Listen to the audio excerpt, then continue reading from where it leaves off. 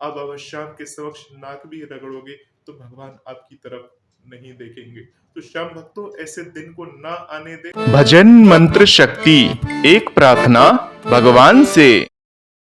हर किसी की परीक्षा भी नहीं लेता, ये परीक्षा भी उसी की लेता जिसको अपने दरबार में रखना चाहता है।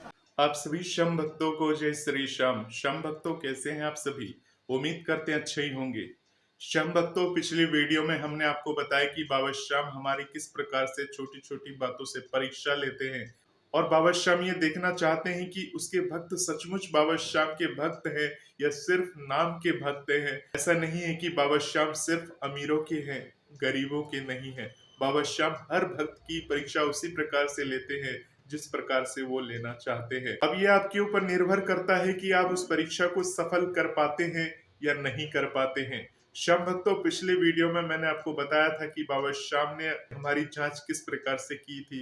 बाबा श्याम ने हमें अपने दरबार में किस प्रकार से बुलाया था, किस प्रकार से उस जगह रोका था और वहां जाकर हमने बाबा श्याम की जब दुर्दशा देखी, बाबा श्याम के शीश के ऊपर एक कम्बल पड़ा हुआ था उस समय, और उस समय बाबा श्याम की शीश पर एक फूल माला तक अर्पण नहीं थी, जबकि वो दिन एकादशी का दिन था। और ये देखने के बाद मन में एक ग्लानि सी भर गई कि लोग बाबा श्याम के बड़े बड़े मंदिरों में तो बाबा श्याम को हजारों रुपए की चीजें अर्पण कर देते हैं। कोई बाबा श्याम को चांदी का छत्र अर्पण कर रहा है, कोई बाबा श्याम को हजारों रुपए की फूल माला अर्पण कर रहा है, कोई बाबा श्याम को हजारों रुपए का बाघा अर्पण कर रहा है और न जाने बाबा श्याम को क्या क्या अर्पण कर रहा है। परंतु किसी भक्त ने बाबा श्याम की उस शीश को एक मंदिर में स्थापित कर दिया। अब स्थापित करने के बाद वो बाबा श्याम की सेवा पूरी तरह से भूल चुका है। उसके दिमाग में सिर्फ ये है कि मैंने मंदिर में बाबा श्याम की उस शीश को स्थापना करा दी है, मेरा काम खत्म। अब जो लोग आएंगे वो बाबा श्याम की पूजा करेंगे, उनका काम है बाबा श्याम की पूजा करना, और जो मंदिर में पुजारी है उनका काम है बाबा श्याम का श्रृंगार करना। हालांकि वो मंदिर जो है बाबा श्याम का नहीं है, वो मंदिर है काली मंदिर। तो जिस देवी की स्थापना वहां पर की गई है उनकी पूजा को ज्यादा महत्व वहां पर दिया जाएगा। उसके बाद जो वहां पर देवी देवता विराजमान है उनकी पूजा वहां पर भली भांति से की जाती है। और श्याम भक्तों, ये जरूरी नहीं है कि जो वहां पर पुजारी जी हैं वो श्याम बाबा की पूजा करना जानते हो कि ऐसी कोई बात नहीं, क्योंकि हर देवी देवता के पुजारी होते हैं, विशेषज्ञ होते हैं। जैसे महादेव की पूजा जो होती है बहुत ही विशिष्ट प्रकार से होती है, जिस प्रकार से विष्णु भगवान की पूजा होती है वो बहुत ही विशिष्ट प्रकार से होती है। तो बहुत सारे ऐसे पुजारी होते हैं जो सर्वगुण संपन्न होते हैं, परंतु बहुत सारे ऐसे पुजारी होते हैं सिर्फ वो नॉर्मल पूजा कराना ही जानते हैं, उन्हें शास्त्र युक्त ज्यादा ज्ञान नहीं होता है।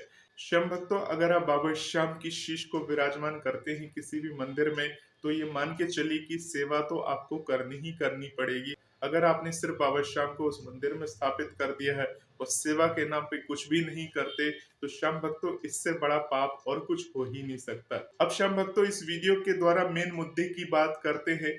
बाबा श्याम हमारी परीक्षा किस प्रकार से लेते हैं, परीक्षा का पार्ट 2 वीडियो है ये। इससे पहले जो मैंने बातें बताई थी वो आप में से बहुत सारे भक्तों ने सुन ली होगी, और जिन भक्तों ने उन बातों को नहीं सुना, इसी वीडियो की डिस्क्रिप्शन बॉक्स में मैं उस वीडियो का लिंक डाल दूंगा। इस वीडियो की समाप्ति के बाद आप उस वीडियो को जाके एक बार वॉच कर सकते हैं। तो श्याम भक्तों, जिस प्रकार से बाबा श्याम की उस परीक्षा में हमने सफलता प्राप्त की थी, बाबा श्याम को एक माला अर्पण किया था, परंतु मन में एक ग्लानि रह गई थी कि हमने बाबा श्याम को वस्त्र अर्पण नहीं किया था। बाबा श्याम वही कम्बल ओढ़े हुए बैठे रह गए थे। अब श्याम भक्तों, हुआ यूं कि जब अगली एकादशी आई, हम वापस से आगरा नरेश मंदिर में गए। वहां पर आगरा नरेश के दर्शन किए। आगरा नरेश के दर्शन करने के बाद वहां पर भगवान को भोग लगाया, और भोग लगाने के पश्चात हम उस रास्ते से नहीं आए जिस रास्ते से हम पिछली बार आए थे, यानी जहां पर वो काली मंदिर था वहां रुकना था, उस मंदिर के पास नहीं आए। हम सीधा आगरा नरेश के मंदिर के बाद अपने घर में आ गए, और मन में ये सोच के रखा था कि कल एकादशी है, यानी एकादशी से एक दिन पहले हम आगरा नरेश के मंदिर में चले गए थे, वहां पर उनके दर्शन किए। और एकादशी वाले दिन हमने अपने मन में पहले से ही सोच के रखा था कि एकादशी वाले दिन हम उसी शीश के पास जाएंगे जहां पर पिछली बार हमने बाबा को फूल माला अर्पण किया था। अब श्याम भक्तों, एकादशी का दिन है, उसके बाद हम पूरे 11 दिन के बाद भगवान के मंदिर जा रहे हैं। उसी मंदिर में जा रहे हैं जहाँ पर बाबा श्याम का शीश जो है कम्बल उड़ के बैठे थे। हम उस मंदिर में इसलिए जा रहे थे, जो हमने अपनी गलती कर दी थी उस गलती को इस बार हमें सुधारना था। परंतु मन में ऐसा डर भी था, क्या बाबा श्याम ने अपने वस्त्र पहने होंगे, क्या बाबा श्याम उसी प्रकार से कम्बल में लेटे होंगे। तो श्याम भक्तों, कहानी अब आगे शुरू होती है। तो श्याम भक्तों, हम काली माता के मंदिर में वापस आते हैं और आने के बाद वापस से हम काली माँ के दर्शन करते हैं और दर्शन करने के बाद वहां पर बाबा श्याम के शीश के पास जाते हैं, जहां पर बाबा श्याम विराजमान है। और जब हम देखते हैं बाबा श्याम को तो हमारी आंखें फटी की फटी रह जाती है, क्योंकि बाबा श्याम ने वहां पर वापस से वही कमल ओढ़े रहते हैं और उनके शीश के ऊपर एक फूलमाला अर्पण नहीं होता है। ये देखकर मन हैरान रह जाता है, ये देखकर मन बेचैन रह जाता है। अब श्याम भक्तों, वहां पर जाकर हमने बाबा श्याम के समक्ष कान पकड़ लिया और कान पकड़ के हमारे आंखों से आंसू आ गए और बाबा श्याम के समक्ष हाथ जोड़कर विनती किया कि बाबा श्याम, हमें क्षमा कर दो, हमसे बहुत बड़ी भूल हो गई बाबा। इस प्रकार से हम वहां पर खड़े थे, हमारे साथ हमारी पत्नी खड़ी थी और साथ ही साथ वहां पर वही वाले पुजारी वापस से आए। और जैसे ही पुजारी जी आए तो मेरी पत्नी ने पुजारी जी से ये कह दिया कि आप बाबा श्याम को इतनी गर्मी में ये कम्बल उड़ा के क्यों रखे हैं? क्या बाबा श्याम के वस्त्र के लिए आपके पास पैसे नहीं है? क्या बाबा श्याम को वो वस्त्र धारण नहीं करा सकते? ये उन्होंने पुजारी जी से पूछा। अब पुजारी जी ये सुनकर सोच में पड़ गए। उसके बाद जो शीशे के अंदर बंद जो शीश था, पुजारी जी ने उस शीशे का लॉक खोला और लॉक खोलने के बाद सामने श्याम बाबा विराजमान थे, कम्बल ओढ़े हुए। उन पुजारी जी ने जाकर वो कम्बल को हटा दिया और डायरेक्ट ये कह दिया कि अब बाबा श्याम के लिए आप वस्त्र लेकर आइए, मैं बाबा श्याम को वो वस्त्र अर्पण करूंगा, बाबा श्याम को वो वस्त्र धारण कराऊंगा। अब श्याम भक्तों, जो बाबा श्याम का जो शीश था वहां पर साक्षात नजर आ रहा था, यानी पुजारी ने जब कम्बल उतारा तो कम्बल के नीचे भी कोई वस्त्र वगैरह नहीं था। बाबा श्याम का एक शीश को किसी ने वहां पर विराजमान कर रखा था, परंतु वहां पर कोई वस्त्र वगैरह, ना ही बाबा श्याम की कोई मोर छड़ी और ना ही कोई बाबा श्याम को इत्र वगैरह किसी ने वहां पर अर्पण किए। श्याम भक्तों, पुजारी जी का बस इतना ही कहना था कि हमने ये डिसाइड कर लिया था कि आज बाबा श्याम को हम यहाँ पर वस्त्र धारण कराएंगे और एकादशी का वो दिन था, पाप मोचनी एकादशी, जो कि अभी कुछ दिन पहले ही जा चुकी है। तो श्याम भक्तों, ये जो घटना है ये पाप मोचनी एकादशी वाले दिन की घटना है। तो श्याम भक्तों, हमने पुजारी जी से पूछा कि कितना बड़ा वस्त्र लेकर आना है, क्या साइज है, क्या नाप है, आप ये नाप बता दीजिए। अब श्याम भक्तों, वो जो पुजारी जी महाराज हैं वो तो काली माता की पूजा पाठ कराते हैं। उन्होंने कहा कि बाहर आपको वस्त्र मिल जाएगा, बाहर जाके देख लीजिए, वहां पर आप पूछ लीजिए कि बाहर बहुत सारी दुकानें हैं, वहां पर कहीं ना कहीं वस्त्र मिल जाएगा। तो श्याम भक्तों, हम बाबा को प्रणाम करके मंदिर के बाहर जाते हैं। मंदिर के बाहर जाने के बाद वहां पर बहुत सारी दुकानें थी, कहीं पर बाबा श्याम का वो वस्त्र हमें नहीं मिला। अब श्याम भक्तों, होता क्या है, मंदिर में ही एक बच्चा सेवा करता है, वो बच्चा हमारे पास आता है, उससे पूछता है कि भैया क्या आपको वस्त्र मिल गया? मैंने कहा कि नहीं, वो वस्त्र हमें तो यहाँ मिल ही नहीं रहा। अब बाबा श्याम की शीश पे से वो कम्बल हट चुका था, दोबारा से वो कम्बल नहीं पहन सकते थे, वस्त्र उन्हें चाहिए ही चाहिए था। और ये घटना तब घटी जब हमारी पत्नी ने डायरेक्ट पंडित जी से ये बात कह दी, तो पंडित जी ने डायरेक्ट वो कम्बल वहां से हटा दी थी। अब श्याम भक्तों, हमें वस्त्र तो बाबा को धारण कराना ही था। तो श्याम भक्तों, उस बच्चे को उस मार्केट की नॉलेज थी। तो श्याम भक्तों, वो बच्चा हमें ऐसी दुकान में ले गया जो कि काफी बड़ी दुकान थी। उस दुकान के अंदर जैसे ही हम घुसे और घुसने के बाद हमने उससे पूछा कि बाबा श्याम का वस्त्र चाहिए जो कि काली मंदिर में विराजमान है। और यकीन नहीं मानेंगे श्याम भक्तों आप, कि वो दुकान मंदिर से 2-3 दुकान छोड़ के ही वो दुकान बनी हुई है। उस दुकान में जाके हमने बाबा श्याम के लिए तरह तरह के वस्त्र देखे, कोई लाल था, कोई नीला था, कोई पीला था, कोई हरा था, और तरह तरह के वस्त्र जो थे वहां पर उस दुकान में वैरायटी थी वस्त्रों की। तो श्याम भक्तों, मन में ख्याल आता है कि ये मार्केट इतनी बड़ी है और यहाँ पर इतने सारे पूजा पाठ की दुकानें हैं, भगवान के वस्त्र मिलते हैं और भगवान को अर्पण करने के लिए तरह तरह की चीजें मिलती हैं, परंतु इनमें से किसी व्यक्ति के पास इतना बड़ा दिल नहीं है, जबकि इस दुकानदार की नैया इसी मंदिर की वजह से चल रही है। इसको ये भी पता है कि वहां पर बाबा श्याम का शीश विराजमान है और इसकी इतनी हिम्मत नहीं है कि एक वस्त्र ले जाकर वहां पर बाबा श्याम को अर्पण कर दे। मन में तो ऐसे बहुत सारे ख्याल आते ही हैं, क्योंकि इंसानी भाव में नकारात्मक बातें आ ही जाती हैं। परंतु शम भक्तों उस नकारात्मक बातों को दूर करते हुए मन में बस एक ही खुशी हो रही थी कि बाबा श्याम ने इस गरीब को इस लायक समझा। हमारे हाथों से बाबा श्याम श्रृंगार चाह रहे थे, बाबा श्याम वस्त्र धारण करने वाले थे।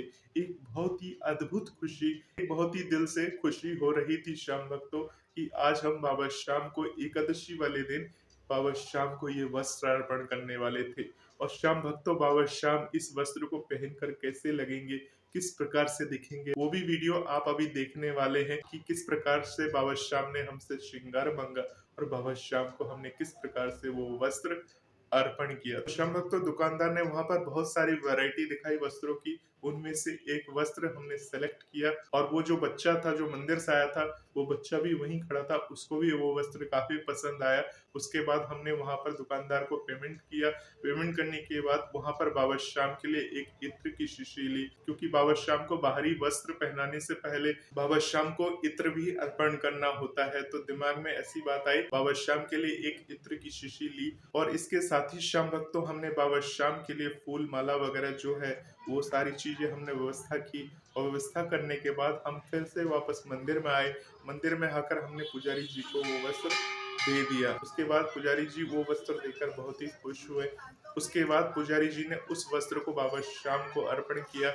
वो जो बच्चा था जो कि अभी आप वीडियो में देख रहे हैं, इस बच्चे ने बाबा श्याम को वो वस्त्र धारण कराया और पीले रंग में बाबा श्याम का जो श्रृंगार था, बाबा श्याम पीले वस्त्र में अद्भुत चमक रहे थे।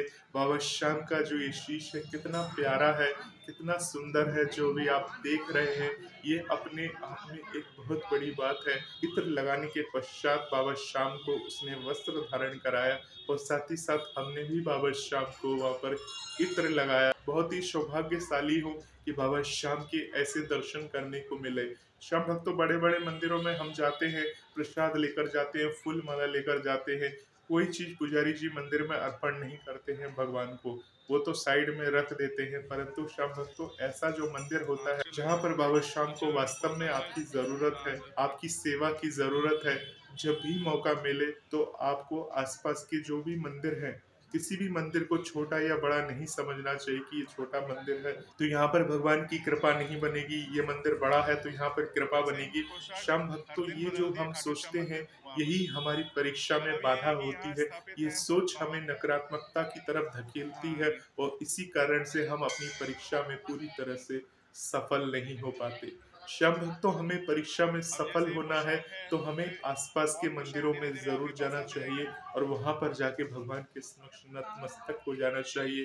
क्या पता भगवान उसी मंदिर में विराजमान होकर आपको वही आशीर्वाद दे रहे हैं। तो श्याम भक्तों आज के बाद ये बिल्कुल नहीं सोचिएगा कि आपकी मन्नत सिर्फ चुलकाना धाम में ही पूरी होगी, आपकी मन्नत सिर्फ बाबा श्याम के खाटू धाम में ही पूरा होगा, आपकी मन्नत रिंगस में ही पूरी हो सकती है, आपकी मन्नत आगरा नरेश में ही पूरी हो सकती है। हालांकि श्याम भक्तों ये सभी मंदिर सिद्ध मंदिर है और बाबा श्याम के धाम है, उनकी तो महिमा ही निराली है। परंतु श्याम भक्तों अगर आप भाव के साथ अगर घर में बैठे बैठे भी बाबा श्याम को पुकारोगे तो बाबा श्याम वहीं पर दौड़े चले आ जाएंगे और आपके बिगड़े हुए काम को बना देंगे। तो श्याम भक्तों ये जो सेवा बाबा श्याम ने ली थी ये सिर्फ हमारे पत्नी के कारण ये सेवा ली थी और बाबा श्याम ने हमारी परीक्षा ली थी, क्योंकि श्याम भक्तों हमारी पत्नी ने बाबा श्याम के मंदिर में यानी आगरा नरेश के मंदिर में बैठकर बाबा श्याम को देखकर यही मन ही मन सोचा था कि बाबा श्याम यहाँ तो भक्तों का तांता लगा रहता है।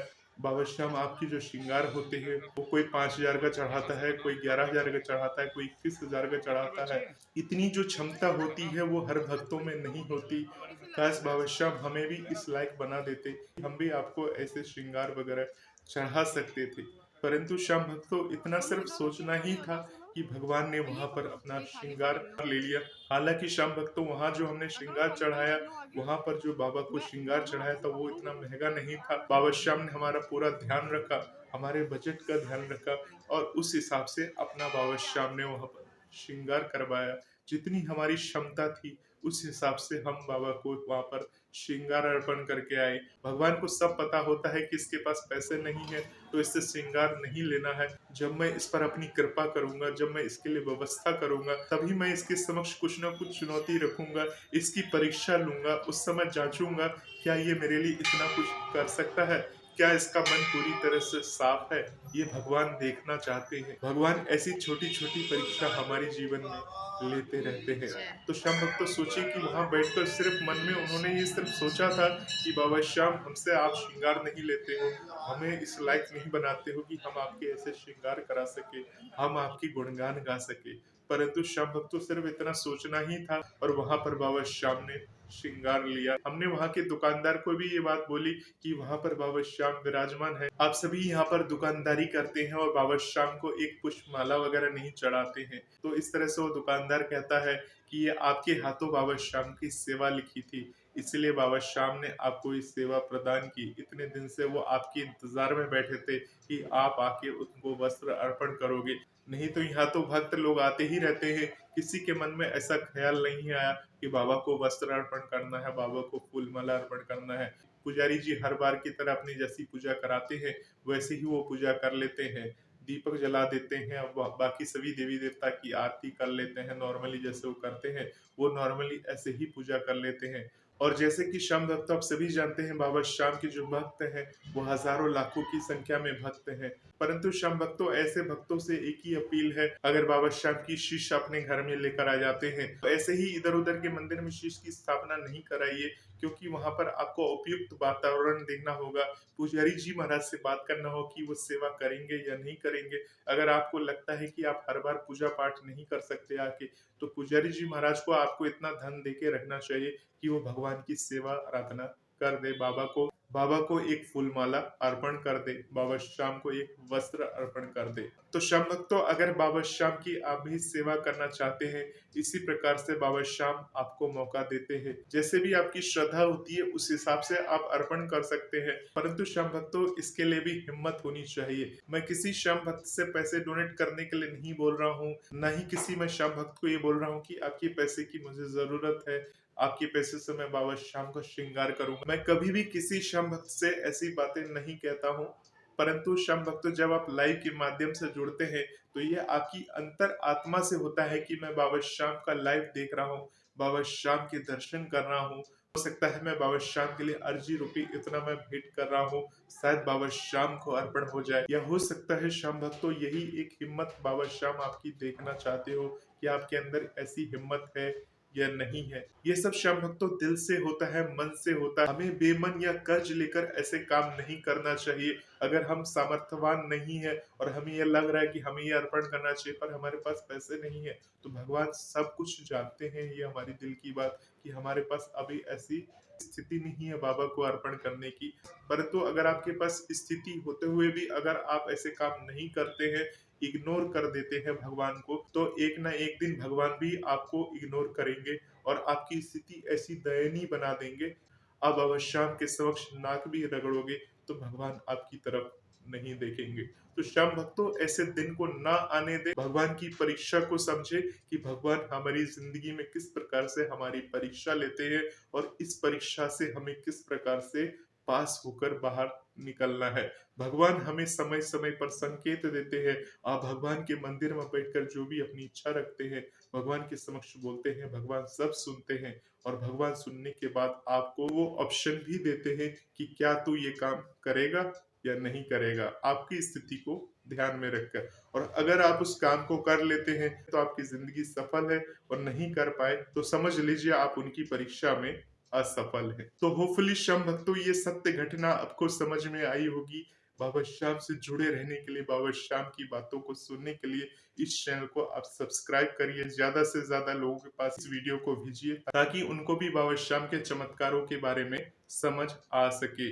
मिलते हैं श्याम भक्तों एक नए वीडियो के साथ। तब तक के लिए आप सभी अपना ध्यान रखिए।